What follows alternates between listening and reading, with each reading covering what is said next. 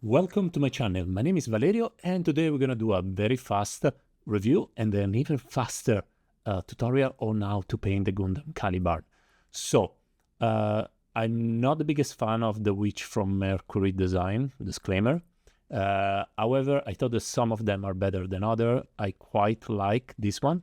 I thought this was fast. Let's see how it is, because a lot of people told me this is amazing, best model kit ever and whatnot, and this kind of worry me. So first of all, we're gonna look inside the runners, then we will take a very quick look about the out-of-the-box experience, and then we start the tutorial. Now, as a first thing, another bit of a disclaimer. I am a model maker. When I look at model kit, I don't look too much at the action figures characteristic out of it. Gundam is kind of a weird space where you have three different kind of collector inside of it. Let's call them collector. You have traditional model maker, like me. Then you have action figure collector, which I am, but not for Gundam. And then you have Lego builder. Now, this has been very much loved by the action figure collector, here represented by the Mecha Gaikotsu, pretty cool YouTube channel. However, when I look at model kit, I look at kind of different things. First thing, I look at color separation, then I look at how many sim lines does it have, then because this is what I look more often than not, I do look at proportions. Now, once I did pull off this model kit out of it, sorry for the white on the screen, it's going to look a bit different. I was a bit surprised there are two big sim lines over the jetpack on the back, over the wings, let's call it as it is. Proportion, I very much don't like them. It looks a bit squat and smaller than actually it is. I know this is an HG, but looks very tiny. And overall, as an action figure, it is good for being a Gunpla action figure, less good for being an action figure to core. Now, mine is not a critics versus collector over it. However, I do model kits, so let's do a couple of things to bring it up to the standard of the stuff that I like to have in my collection. We're going to use water slide decals, and we're going to use the smallest resin kit ever, the EX22 by Anubis. I bought it on AliExpress for like 10 USD. This is the content of the tiny resin kit. There are literally 20 different kind of ends or something like that, 10 different kind of ends, a couple of different joints that don't impact anything if not proportion, and this is like a mildly higher waist.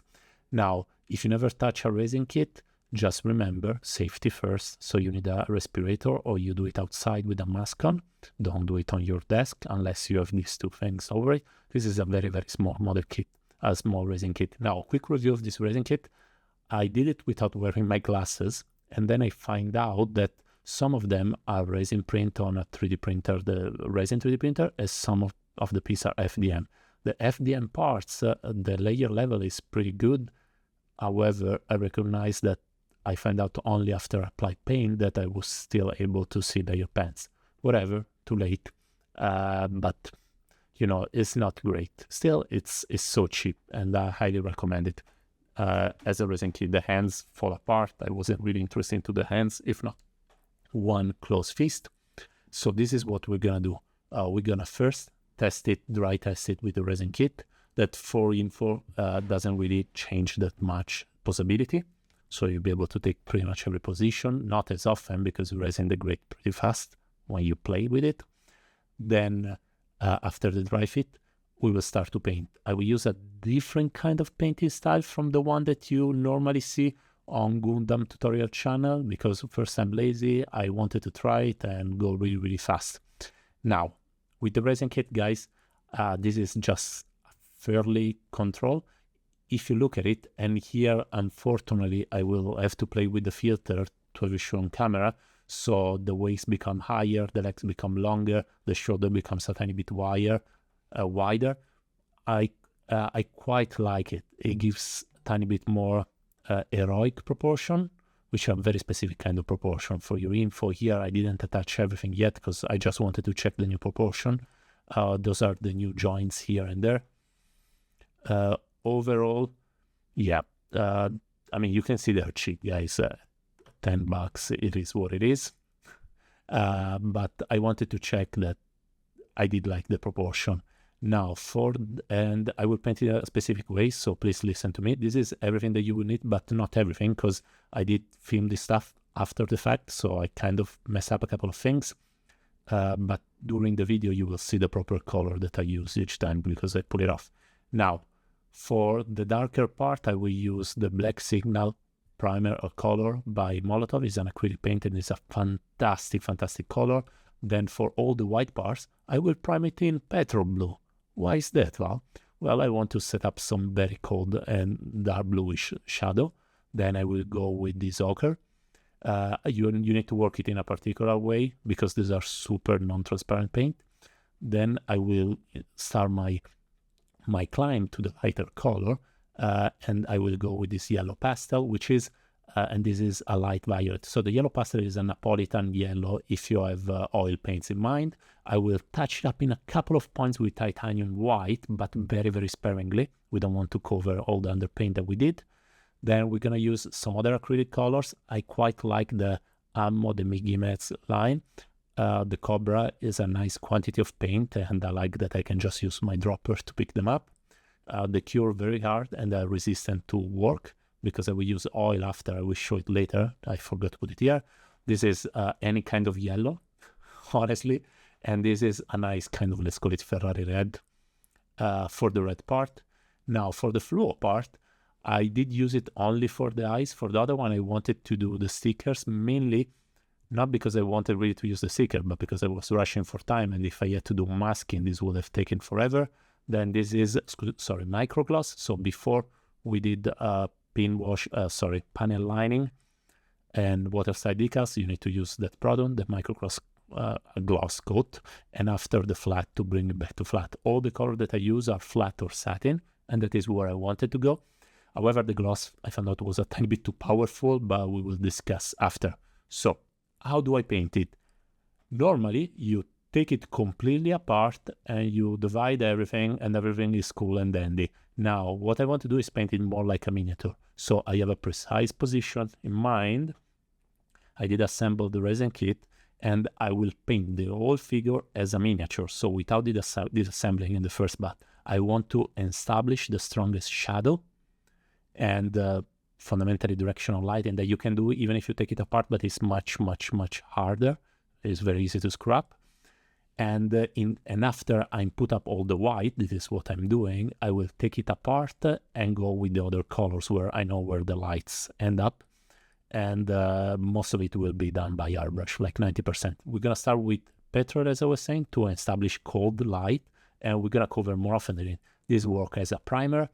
It is super, super nice color, super matte, super covering, very opaque, and these are like hairspray color, so fairly resistant, but they need to cure. If they don't cure, not great. Now we put the blue, and how the hell do I arrive to white from this?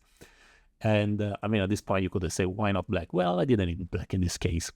Now we're gonna go with ochre. Pay attention when you spray it over it. You need to thin it a bit with alcohol, otherwise you're gonna cover. These are very, very opaque color. Opaque means they cover. Now we're gonna go more for a zenithal, a light zenithal thing. We're gonna leave the blue only in the darkest recess. Now you see, now it did become a tiny bit greenish because we diluted a tiny bit our ochre. Fundamentally, it doesn't cover completely, but give us this kind of green light over it. Now, as you see, I left a tiny bit of blue into the darkest recess. Now, pastel yellow, guys, you want to thin it again so that it's a tiny bit transparent, and we will go into a more precise with our zenithal that is coming from the top right corner, from the top right shoulder. Bit are the one that you're seeing right now. We'll vaguely follow this zenithal, and you see that on the camera, I start to look a tiny bit more like white. I can tell you, we will leave a bit of the shadow, the transition between this kind of bluish and greenish. Now we're going to balance. We're going to go toward more the gray with this light violet out of it, always going for a more zenithal, more precise, more toward where we want the light to be placed off. And you see, it looks even more white. White to produce, I mean, technically it's all the color. In reality, you're not able to do it with paint, if not few exception. but on camera this look whiter and whiter. Now, this is very, very intentional where I put the light. Enlightened by your right side of the camera, and now we're going to use a tiny bit of liquid titanium ink, super powerful ink, in some specific part out of it. Very, very specific, very tiny. We don't want to cover our undercolor. Now, as you can see, nothing changed. Now what we will do, we will take apart the model kit because we have established our light. Kind of hard to see, but at the end everything will make sense. We take it apart, we put away the white, and we start with painting everything else as a normal model kit. So separate all the parts. First I remove the color. I remove with a cleaning product for oven. Doesn't damage the plastic in the slightest. And we will have to cover with microgloss everything else, so to avoid on the white, so to avoid damage when we do after panel lines. Now you see, here we're gonna use for the gray part, the black, the Signal Black by Molotov. Great guys, if you just have to buy a color this year, let it be this one and the Gaia Prism that we don't use today, but it's very cool. For the green part, you want to use a white. I did pick up this white by Gaia Notes. Any white primer worked. It's going to be very, very reflective. And for the red one, we will use a pink primer because I don't want to go too fancy because the parts are very small. I will not go to work too much onto the lights, onto that bit. I don't want it to be the focus. There's going to be a bit of transition, but that is where we go. Now, we did put the primer, and we will first put an underbase with this dark red. Is Hull red for a lot of brands. Is a very, very dark red, almost brown. And for the yellow part, we will use that orange. Now we will climb the color. After we will pull it with a bit of a thinning agent like the Product Transpirator with a lighter red. As you see, this is with the black primer over it. And we will use this gray blau. So I thought this would have been darker. I don't know why I thought that. Anyway, we will put into this kind of dark gray. Now this is with the carmine. Then we will do the highlight with this orange. And then we will cover with the red Ferrari that I showed at the beginning. But not thick, not heavy, very light, transparent, so that we avoid to cover the shading that we did before. With the yellow, same thing. We will do the highlight with this kind of yellow car, and then we will cover with the color that I showed at the beginning, still with a product that actually doesn't make the color so opaque. Opaque, I don't mean matte. I think I'm meaning covering. We're almost to the end, guys. Now we have everything painted and reassembled with the color. Now we have to cover. I did alpha screw up at the beginning because I didn't want to cover my work job with even the matte or the clear gloss. So I did not. I tried to pin wash with oil and I put water slide decals, and I did very big damage to the paint job, so much that I had to redo a couple of pieces, but to other one I said, yeah, whatever. It's okay. Please do it because I didn't make enough time pass for everything to cure, unfortunately. So what we'll do is that we're gonna deal with our oil paints. This is a deep blue, and then we panel line and decals, and now the end. So just to show you everything, this is a very specific take over it. It looks way more white on the camera because of the lights. I will try to change the lights over it. I'm not super sold on the decals, but these are black light decals. So if you do it with a black light, I will show later, looks pretty cool.